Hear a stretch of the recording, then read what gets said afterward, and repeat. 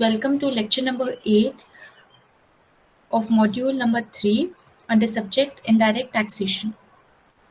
So we are beginning with a new module. We have completed module number 1 and 2. We'll be starting with the third module, that is time and value of supply.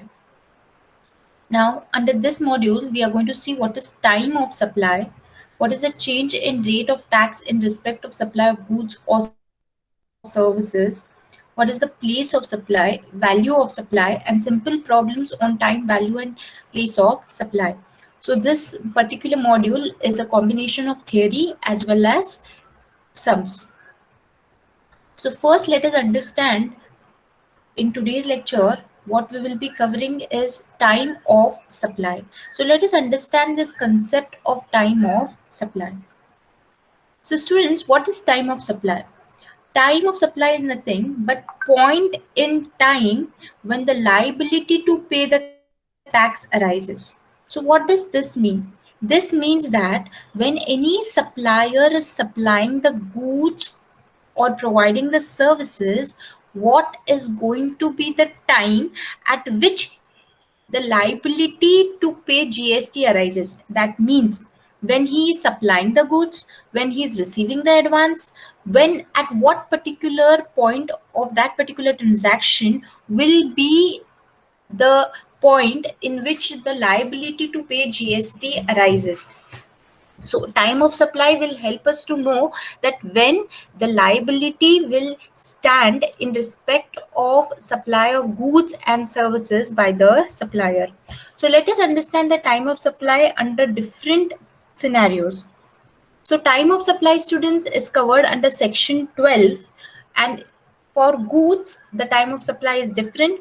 When a supplier is providing the services or service provider is providing the services, the time of supply for services is different.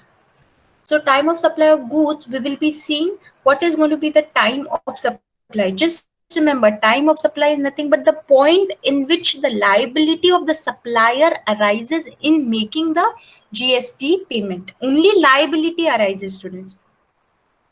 So let us understand what is that particular time in respect of goods under forward charge, under reverse charge, under vouchers exchangeable for goods, and residual cases. Similarly, let us understand time of supply of services under forward charge, reverse charge, vouchers exchangeable for services, this is services, and residual cases. So in respect of goods, the time of supply is different. In case of services, the time of supply is different. So let us move ahead. So first and foremost, we are going to see what is the time of supply of goods in respect of goods, and that is covered under section number 12. So students, section number 12 will help us to know when does the liability of the supplier arises when he is making the supply of goods and services. When does the liability to pay GST arises? So section 12 subsection 1 says that the liability to pay tax on goods shall arise at the time of supply. So it is very important for us to know what is the time of supply. So first, under section 12 subsection 1, it says that time of supply, liability to pay tax arises on time of supply. Section 12 subsection 2 says that under forward charge, what is the time of supply? So when does the liability arises? So it is saying that time of supply is earlier of two dates. We have to check two dates, and whichever date falls earlier, that particular date, on that particular date, the liability of the supplier arises to make payment of GST. So time of supply is earlier of two dates. What are the dates? Date of issue of invoice by the supplier. So the date of issue of invoice by the supplier or last date on which invoice ought to have been issued under section 31. So the particular this section 31 we will be seeing now in our succeeding slides, but for now just remember you have to check two dates in respect of forward charge if it is relating to time of supply of goods, that is date of issue of invoice or the last date on which the invoice was supposed to be issued as per section 31, or date of receipt of payment with respect to the supply. So receipt of payment, what do you mean by receipt of payment is the date on which the supplier receives the payment. From whom? From the recipient. Now, the date of receipt of payment can either be earlier of 2 dates, that is the payment which is entered in the books of accounts, or the date on which the payment is credited to the bank account, whichever is earlier. So students, date of receipt of payment doesn't mean only the date on which it has been credited to the bank account. It can also mean the date on which the payment is recorded in the books of accounts. So the date on which the payment is recorded in the books of accounts, or the date on which the amount has been credited in the bank account. Whichever date is earlier, you have to consider it as a date of receipt of payment. So under forward charge, again I'm repeating, the time of supply, that is the liability to pay tax by the supplier, arises in earlier of 2 dates: date of issue of invoice or date of receipt of payment. Whichever is earlier date, that will be the date on which the time of supply will arise in respect of supply of goods under forward charge. So first we will be going through the theory, then we will see the sums relating to time of supply. Is this particular slide clear, students? Under forward charge, when is the time of supply? If yes, then I'll move ahead. Yes, ma'am. Okay. Let us see time of supply under reverse charge. Under reverse, you all know what is forward charge and reverse charge. Reverse charge is the recipient is liable to pay tax to the government. And in forward charge, the supplier is liable to pay tax to the government. So in reverse charge, when will the liability arise on the recipient to pay the tax to the government? So see students, it is going to be earlier of these 3 dates. Now which are these 3 dates?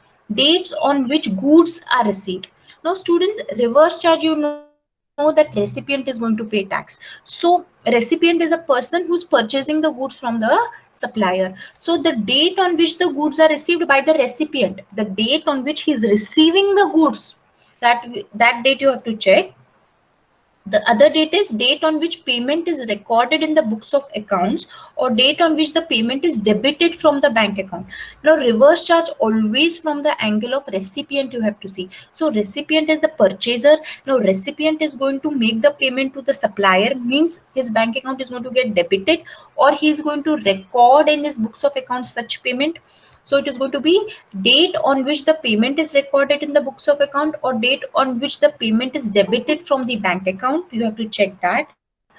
Or date after 30 days from the issue of invoice by the supplier. So suppose if the supplier has issued the invoice on 1st April. So date after 30 days. So that is 30th April, you need to check the date.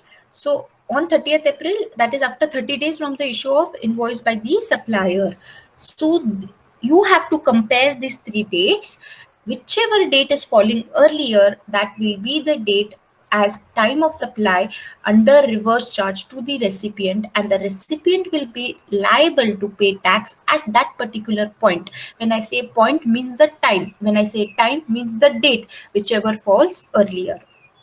Now suppose if none of these events are ascertainable, suppose you are not able to get what is the date on which the goods are received, or you're not able to find out the what is the date of payment, or if you're not able to find out the date after 30 days from the issue of invoice. Now if these events are not ascertainable, then the time of supply will be date of entry of goods in the books of accounts of the recipient of goods. Now when the purchaser is purchasing the goods, he is going to make an entry for the purchases. So the date on which he is making the entry of goods in the books of accounts, of his own books of accounts, that will be the date as time of supply under reverse charge. But students, this particular will be applicable only when you are not able to ascertain these 3 particular dates. Then only the time of supply under reverse charge will be the date of entry of goods in the books of accounts of recipient of goods.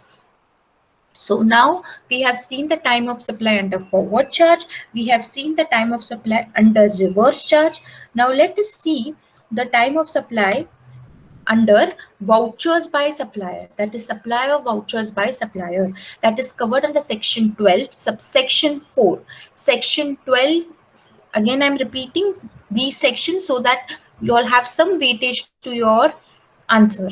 Section 12 is time of supply. Section 12 subsection 1 says that time of supply arises, the liability to pay tax arises on time of supply. Section 12 subsection 2 says under forward charge. Section 12 subsection 3 will tell us the time of supply under reverse charge. Section 12 subsection 4 will tell us the time of supply in respect of vouchers. Now what are vouchers, students? Okay, so vouchers are nothing but, usually suppose for example if you all go to big bazaar, you all get certain vouchers. Okay, vouchers are nothing but which can be redeemed after a particular date. Okay, like gift vouchers. Now if you go to Peter England, sometimes if they tell like if you are doing purchases worth rupees more than 4,000 rupees, you get particular gift voucher, right? So that vouchers can be redeemed. Redeem means against that voucher you can buy any other product or thing. So vouchers is nothing but it is a particular type of gift that is given by the supplier in respect of the purchases that you have made. So let us understand what is going to be the time of supply in respect of vouchers. Now suppose we take an example of Peter England. Peter England has given his customer a particular voucher. Now when he is issuing the voucher, is the time of supply going to be that time? Or when the person is going to redeem the voucher, is the time of supply is going to be that time? So let us see under section 12 subsection 4, when does the time of supply arise in respect of vouchers. Now if the supply is identifiable at that point, the time of supply will be the date of issue of voucher. Now what do you mean by this? First let us understand. Suppose you all go to Peter England, you all get a particular voucher. Okay, that voucher specifically states that against the voucher only shirts can be redeemed. Means that voucher, when you go to redeem, you can buy only shirts against that voucher. So the supply is identified. So when the supplier, when the Peter England showroom guy is giving you the voucher, he knows that against this voucher you are going to redeem shirts only, because that voucher is specifically given against redemption of shirts. So the supply is identifiable, the supply is known at the time of giving the voucher. So if the supply is identifiable, if the supply is known at the time of giving the voucher, the time of supply will be the date of issue of voucher. So suppose if Peter England guy is giving you the voucher on 7th May, 7th May will be the date of the time of supply. Or in all other cases. Now what do you mean by in all other cases? Suppose, same example, Peter England showroom guy is giving you a voucher, but he says that you can redeem anything against voucher. Suppose you can redeem shirts. If you want, you can buy shirts against the vouchers, or you can buy pants against the vouchers, you can buy socks against the vouchers, you can buy tie, you can buy suits against the vouchers. So the supply is not identifiable, students. Anything can be redeemed against the vouchers. So in all other cases means where the supply is not identifiable at the time of issuing the voucher, in that case the time of supply will be the date of redemption of voucher. Now date of redemption of voucher means the date that when you will go to buy any product against the voucher, you will give the voucher to the shopkeeper and against that voucher you will buy any other product. So the date you are redeeming the voucher, that will be the date of time of supply in respect of vouchers.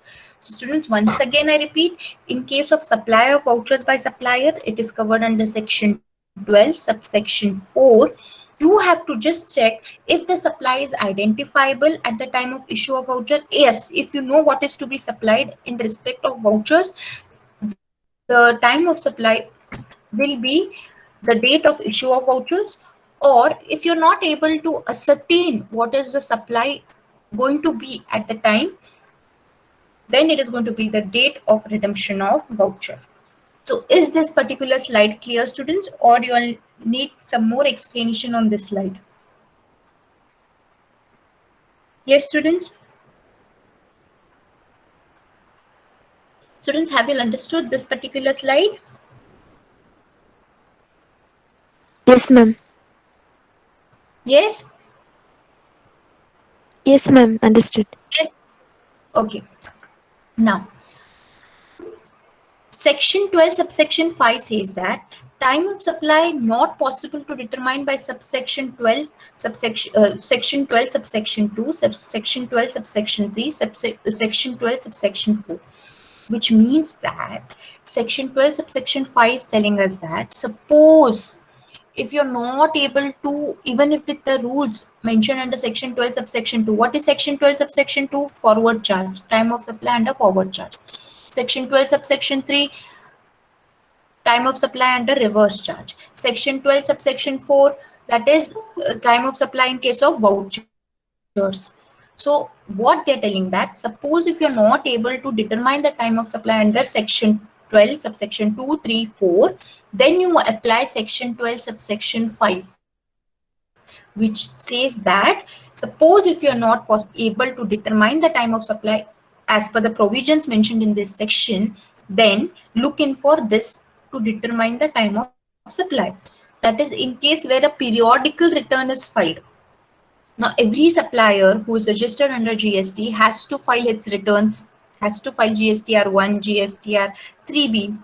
So, in case where a periodical return is filed by the supplier, then the date on which such return is to be filed will be the time of supply.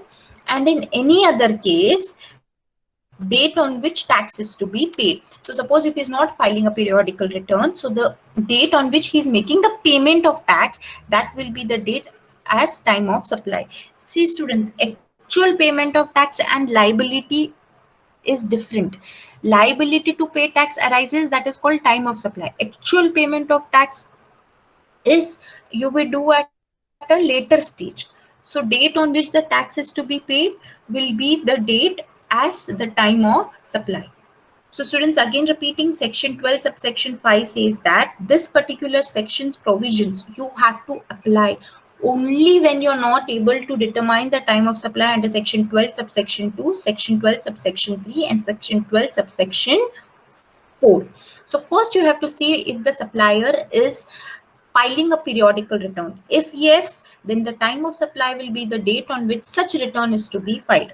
And in all other cases, in any other case apart from this, it will be the date on which the tax is to be paid will be your time of supply. So students, have you all understood this particular thing? Have you all understood this particular slide? So this we Yes, ma'am. say it as residual cases. Residual cases is where we are not able or possible to determine the time of supply. Is this clear? Now, let us next go to section 12 subsection 6. It says is addition in value. Now, what do you mean by addition in value? Let me give you all an example first so that you'll understand. Suppose there's a supplier and he's supplying the goods for rupees 10,000, okay, to a recipient. Now he says the recipient that you have to make the payment within 3 months, and if you don't make the payment within 3 months, we are going to charge you interest.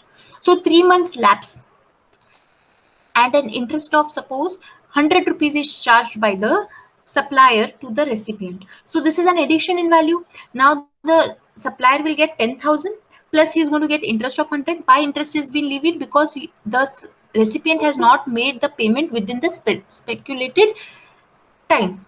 So this is an addition in value. So it's going to get 10,100 rupees. So this is addition in value. So for that 100 rupees is addition in value. What is going to be the time of supply?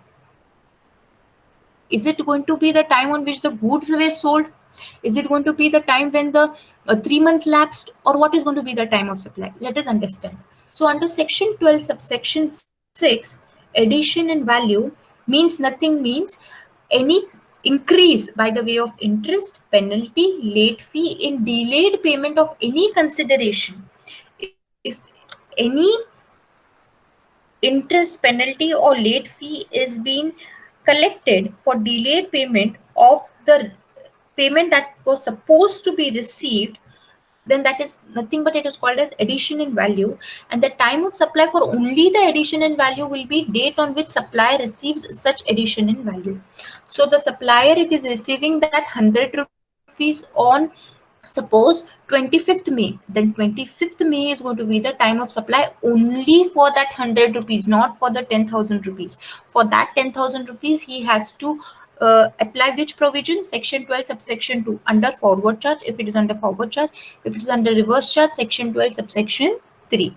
So remember students, what is addition in value? Only the amount that is taken over and above the exact consideration. Either it can be in the form of interest, penalty, late fee, and only for that interest, penalty, late fee, or only for the addition in value, the time of supply will be the date on which the supplier receives such addition in value. So the date on which the supplier is receiving that extra amount, that will be the date of time of supply for that particular extra amount. So students, is this particular slide clear? Yes, students? Yes, ma'am. Yes, ma'am. Okay. So before going ahead, let us just quickly revise the time of supply in respect of goods. Why I'm revising this again and again? Because when you have problems on this particular thing, on this particular part, time of supply, you need to remember what is the time of supply under different sections. Okay, so quickly we'll revise. Time of supply arises in case of goods as well as services. Services we'll see later. Now we have completed goods. So let us revise goods. Time of supply in respect of goods. Section 12, subsection 1 says that time of supply is nothing but the point in which the liability to pay tax arises. Section 12, subsection 2, we saw time of supply in respect under forward charge, where the supplier is liable to pay tax. The time of supply is earlier of two dates, that is the date of issue of invoice or the date on which the invoice ought to be issued, or the date on which the supplier receives the payment, whichever is earlier. Now time of supply in respect of uh, reverse charge is the date on which the goods are received, or the date of payment entered in the books of accounts of the recipient, or 30 days from the date following the date of issue of invoice. Then in case of vouchers, we've seen that if the date of issue of suppose if the supply is identifiable, then the time of supply is the date of issue of vouchers, and if the supply is not identifiable, that is in all other cases, the date of redemption of vouchers. Then we saw residual cases. In residual cases, if the return is filed periodically, the date of filing the return, and in all other cases, the date on which the tax is paid. And in case of addition value, we saw that the date on which the supplier receives such addition in value will be the time of supply. Now, students, do you all remember I said something that under forward charge, it is going to be the date of issue of invoice or the last date on which the invoice ought to be issued under section 31. So I mentioned something under section 31. So section 31 talks about when should a tax invoice be issued. So what is the time limit of issuing the invoice by the supplier? So section 31 is talking about it. So let us understand this. A registered person supplying taxable goods shall issue tax invoice before or at the time of. So students, this section 31 subsection 1 applies only for persons supplying taxable goods. It is first of all only for a registered person. Who is registered person? You all know, supplying taxable goods, not services. Section 31 subsection 1 is only for goods. Shall issue tax invoice before or at the time of. Before means either before that date or at that date. Before or at the time. Removal of goods, where the supply involves movement of goods, or delivery of goods, or making available to the recipient in other cases. Now, what do you mean by these two? Let me explain you all with the help of an example. Suppose there's a supplier in Bangalore and I'm a recipient in Belgaum. So the time of supply here, there is an involves a movement of goods. I tell that particular supplier in Bangalore that you have to supply the goods to my factory gate in Belgaum. So the goods are going to have a movement. Where are the goods going to have a movement? From Bangalore to Belgaum, because the supplier is in Bangalore and I as a recipient, I am in Belgaum. So there is a movement of goods happening. So where the supply of goods involves a movement, the tax invoice has to be issued before or at the time of removal of goods. Now the supplier in Bangalore has to remove the goods from his particular factory gate in order to supply the goods to me in Belgaum. So up to when he can issue the tax invoice? Before or at the time of removal of goods. So that the time the supplier is removing the goods from his factory, that will at that particular point of time or before that, he has to issue the tax invoice. Or delivery of goods or making available to the recipient in other cases. Suppose a supplier is in Bangalore and I, rather than myself also, I am situated in Bangalore itself. So I directly go to his factory, procure the goods there itself. So here what is happening? Delivery of goods means where the recipient and the supplier both are there. So the supplier is in Bangalore. I'm also in Bangalore, and I go there to the supplier's shop. I purchase the goods. So the delivery is happening upfront. So the delivery of goods are making available to the recipient in any other cases. So this one more example I can give you. If you go to a particular shop, suppose if you go to a bag shop to suppose if you go to universal shop, okay, bag shop to buy bags, okay. So when you go, you like a particular bag, you purchase it. So the delivery of that bag is happening there itself in the counter. Okay, now before giving the bag, what will the shopkeeper give you? He will prepare a tax invoice, right? So the tax invoice, because as per section 31 subsection 1, he is supposed to issue the tax invoice either before giving you the bag, or after, at the time of giving you the bag, he has to prepare the tax invoice.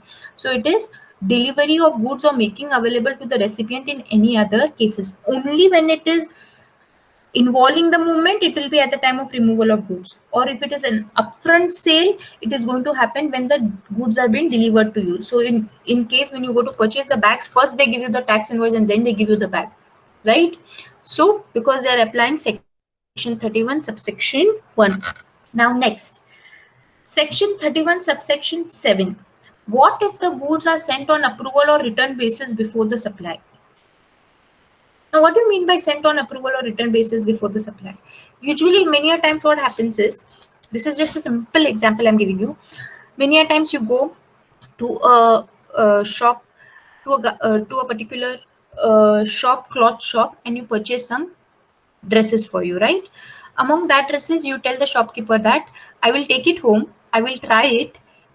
In case if I am happy with it, I will keep it, otherwise I will return it back to you. Correct. So this means that in case goods are sent on approval or return basis before the supply, so the shopkeeper is not sure whether you're going to keep that dress or you're going to return it back. Okay, so you take it home. Okay, after taking it home, you try it. After trying it, if it fits you, the supply happens there itself. If you're returning back to him, it is return or approval basis. So let us see that in such cases where the supply is not yet finalized, where the supply is not yet fixed, what is going to be the when is the shopkeeper supposed to issue the tax invoice? When he is supposed to give you invoice? When he is giving you the goods where he is not sure that you may return or may not return. So let us see under section 31 subsection 7, in case goods are sent on approval or return basis before the supply, when should the tax invoice be issued? So it should be issued before or at the time of supply. So that means if I go home and it perfectly fits me, it means that the supply is fixed and he can issue invoice that time, or 6 months from the date of removal, whichever is earlier. So suppose if the goods are being removed and 6 months after that, whichever date is falling earlier, on that particular date he is supposed to issue the tax invoice. So this section 31 only talks about when is a supplier or when is a registered person issue the tax invoice. What is the time limit for issuing the tax invoice? So in respect of goods, it is section 31 subsection 1, section 31 subsection 7. There is one more section here, Section 31 subsection 4, that is continuous supply of goods. In case of continuous supply of goods, when should the tax invoice be issued? Now what do you mean by continuous supply of goods, students? Continuous supply of goods is nothing but where the goods are provided on recurrent or continuous basis under a contract. So for example, again, I'll give you an example. There is a contractor. If there's a contractor, he will require cement bags on a frequent basis because he's building the particular apartment, suppose, or he's building a particular structure. So his requirement for cement bags will be on frequent basis. So the supplier of the cement will be supplying the goods to the contractor on recurrent and continuous basis. As and when the contractor is building the structure, he will keep on requiring the goods.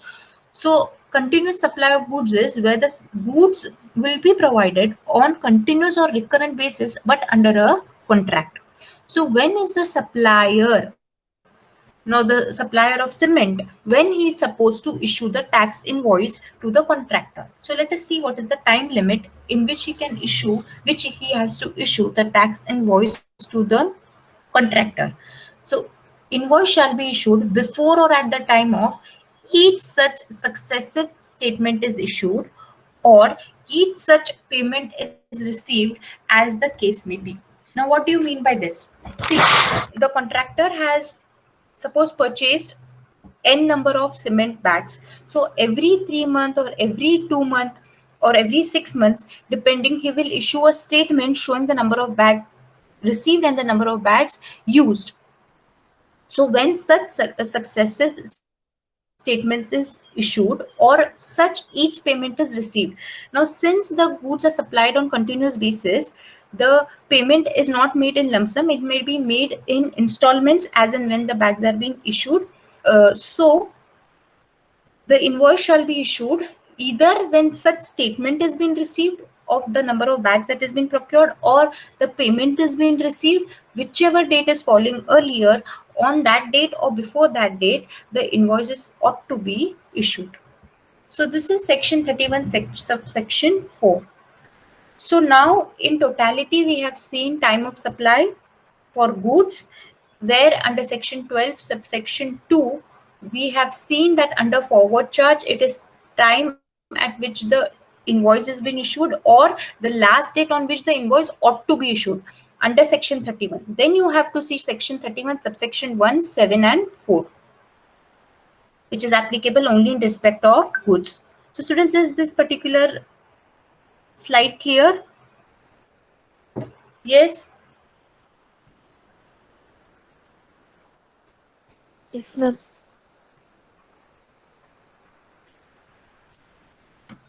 Yes, ma'am. Let us see. Yes. Okay. You all will understand this better, students, when we start solving the problems on this. Then you all will get a clear understanding. But as of now, just understand this as well. So let us understand the time of supply in case of services. So students, time of supply in case of services is again covered under section 13.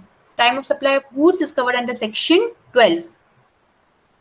So time of supply of services, section 13, subsection 1 says that the liability to pay tax on services shall arise at the time of supply. Now section 13 subsection 2 says that under forward charge, what is going to be the time of supply? It is going to be the earlier of the dates. The earlier of dates is date of issue of invoice by the supplier if invoice is issued within the time prescribed as per section 31. Now what is section 31 in respect of services? We shall see that. Or date of receipt of payment, whichever is earlier. Now students, there are two dates: date of issue of invoice or date of receipt of payment, whichever is earlier. This particular first paragraph will be applicable only if the invoice is issued within the prescribed time as per section 31. Okay. Suppose if the invoice is not issued within the prescribed time as per section 31, then the date of provision of service if the invoice is not issued within the prescribed time, or the date of receipt of payment, whichever is earlier. So the second thing you need to apply is only when the invoice is not issued within the prescribed time. That time the time of supply will be the date of provision of service or the date of receipt of payment, whichever is earlier. Now, in case the above two provisions do not apply, suppose you are not able to ascertain this both, then date on which the recipient shows the receipt of services in the books of accounts. In that case, the date on which the recipient shows the receipt of services in the books of account will be the date on which the time of supply will arise. So just remember under forward charge three things. First, you have to see whether the invoice is issued within prescribed time. If it is issued within prescribed time, the time of supply will be the date of issue of invoice or the date of receipt of payment, whichever is earlier. Second thing you have to see whether the invoice, if the invoice is not issued within the prescribed time, then it is going to be date of provision of service or date of receipt of payment, whichever is earlier. Third thing, suppose if you're not able to ascertain by the above two, then it is going to be the date on which the recipient shows the receipt of services in the books of accounts. Next, under reverse charge, that's the section 13 subsection 3. Date on which payment is recorded in the books of accounts, or date on which the payment is debited from the bank account, or date after 30 days from the issue of invoice by the supplier, whichever is earlier. So in case of service, under reverse charge, time of supply is going to be date on which the payment is recorded in the books of accounts, or date after 60 days from the issue of invoice by the supplier, whichever is earlier. Suppose if these two events are not ascertainable, then time of supply will be date of entry in the books of accounts of recipient of service.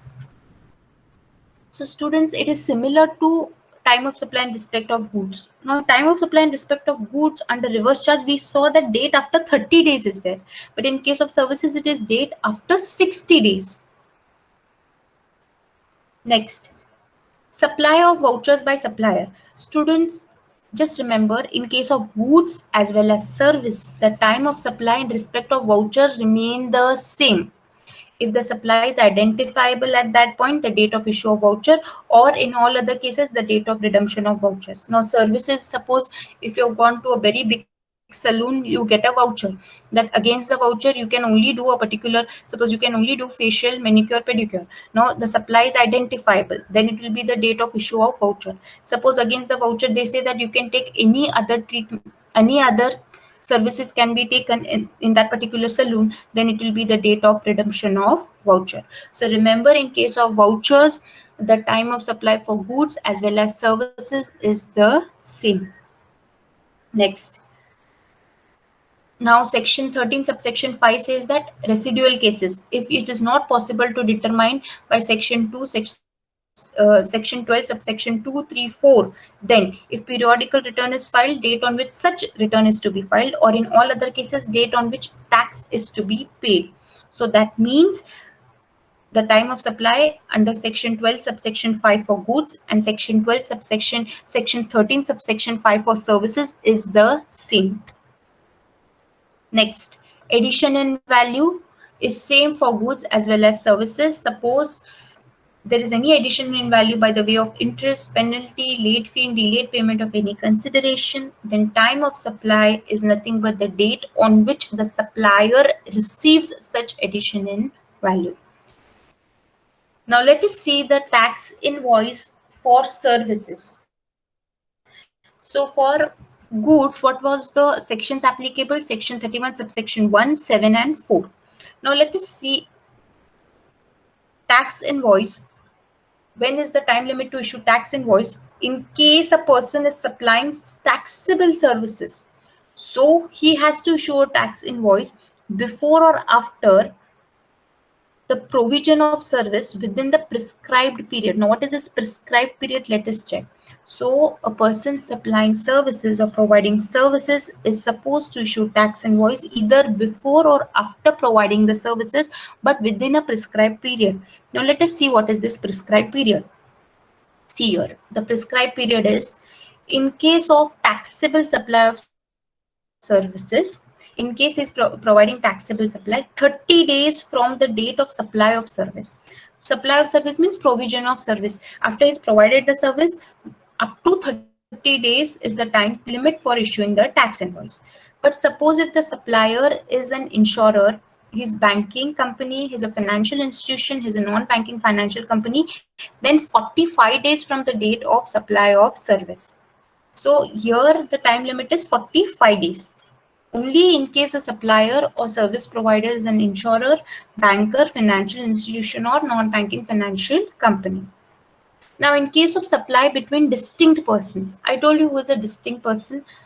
State-wise GST registrations is supposed to be applied for. So suppose if I have a business in Karnataka as well as in Maharashtra, I am a person with the same PAN number, but I need to take two different registration. So my business in Maharashtra and my business in Karnataka becomes distinct persons.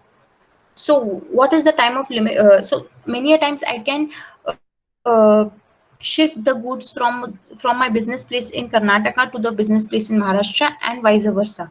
So what is going to be the time of supply in case of distinct person?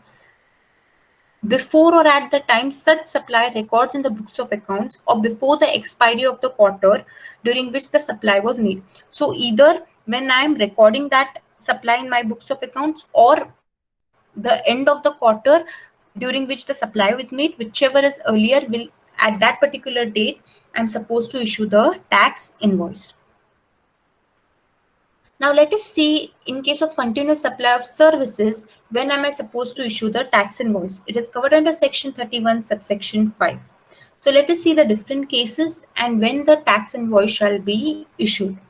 Case number 1, where the due date of payment is ascertainable from the contract. So you know there is a contract and where the due date is ascertainable, then on or before the due date. Where the due date of payment is not ascertainable from the contract, before or at the time when the supplier of service receives the payment. When the payment is linked to the completion of an event, on or before the date of completion of event. Let me explain this with the help of an example. Suppose I run a coaching institution and I run a coaching institution and a particular my fees is suppose 15,000. So a particular student comes to me and tells that, Madam, I can pay you the fees only on 5th of every month because my parents' salary is credited on that particular date. So in this case, the due date of payment is ascertainable. I know that I will be receiving the payment on 5th of every month. The due date is known to me. So in that case, when am I supposed to issue the invoice to that particular student? On or before the due date, either on 5th or before 5th. Next, where the due date of payment is not ascertainable from the contract. Suppose the student is telling, I'll make the payment, okay, but I'm not sure when am I going to make the payment. So there is no fixed date on which I'm going to receive the payment from the student. So where the due date of payment is not ascertainable from the contract, when the invoice shall be issued? Before or at the time when the supplier of service receives the payment. So actually the date when I'm going to receive the payment, either on that date I'm going to prepare the invoice or before that. Suppose he's giving me the payment on 15th. So 15th or before that, I'm supposed to issue the invoice. Now, where the payment is linked to the completion of event. So suppose I'm asking a student that please give me a monthly payment. Like since I'm running a coaching center, monthly I'm required to collect 15,000. So please give me the payment. He's telling, Madam, I'll make you the payment only when you cover the entire portion. Once you cover the entire portion, then only I'm going to give you the money. So where the payment is linked to completion of an event means only when I'm going to complete the entire portion, then only I'm going to receive the payment. So in that case, the invoice shall be issued on or before the date of completion of event. So the date I complete my portion, on that date I'm going to receive the payment, issue the invoice, or before that. So students, is this clear? Section 31 subsection 5, continuous supply of services. When am I supposed to issue the tax invoice under 3 different cases? Is this clear, students? Yes, students. Yes, ma'am. Yes, ma'am. Okay. Now, in case of cease of service, now what is the meaning of cease of service? Suppose again continuing with the example, I'm running the coaching class, and before completing the portion only, I say that I cannot take the class further because of XYZ reason. So I am ceasing the service, means I'm putting an end to my service. I may not be able to give my services further. I'm putting an end to my services. So when I'm putting an end to my service, when should I issue the tax invoice? The invoice shall be issued at the time when the supply ceases. So when the date on which I end my services, the invoice shall be issued on that particular time. So this is in case of cease of service, where you're putting an end to the service. So the invoice shall be issued when the at the time when the supply ceases. So this is covered under again subsection 6 of section 31. Is this clear, students? Yes, ma'am. Yes. Students, remember section 12 and section 13 is purely time of supply. But section 31, what we are seeing in between, is time limit for issuing the tax invoice, which is linked to section 12 and section 13. Is this clear? Yes, students? Yes? Yes, ma'am.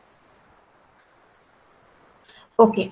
So with this, we have completed the time of supply for goods, for time of supply for services. So let us just quickly see the first slide. Okay. Now, what we have seen, time of supply for goods in these 4 situations, time of supply for services in these 4 situations, time of supply of goods covered under section 12, subsection 2 under forward charge, subsection 3 under reverse charge, subsection 4 under vouchers exchangeable for goods, and subsection 5 for residual cases. Similarly, time of supply for services covered under section 13, subsection 2 forward charge, 3 reverse charge, 4 vouchers exchangeable for goods, and 5 residual cases. And 6 is addition in value to write here. So students, if you all have understood, can I ask you all some questions on it? Yes, students? A very simple questions. Yes? Yes, students, are you all there?